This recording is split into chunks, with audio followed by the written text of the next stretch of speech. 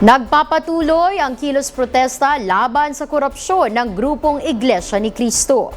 Mga naaresto sa Girian kaninang umaga malapit sa EDSA People Power Monument, maaaring kasuhan ayon sa pulisya. Nasa EDSA People Power Monument ngayon si Allen Ibanez para sa balitang yan.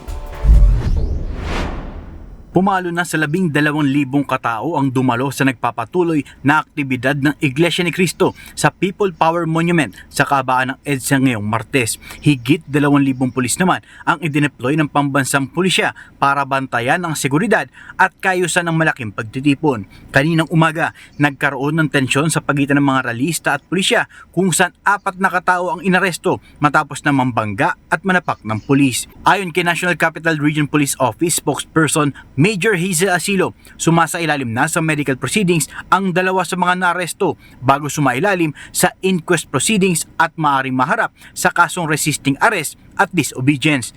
Inaantay naman ang resulta ng medical examination ng isang pulis na nabangga at isa pang pulis na sinapak naman ng iba pang naaresto bago ito masampahan ng kaukulang reklamo.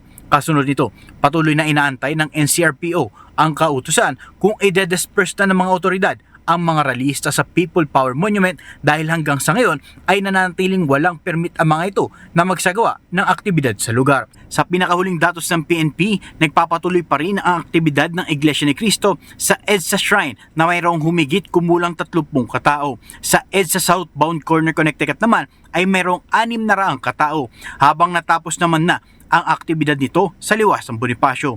Nananatili pa rin sa full alert status ang pulisya sa buong bansa simula kaninang alas 8 ng umaga kasunod ng mga pagtitipon. Mula dito sa Campo Crame, ako si Allen Ibanez para sa DATV News. Maraming salamat sa iyo, Allen Ibanez.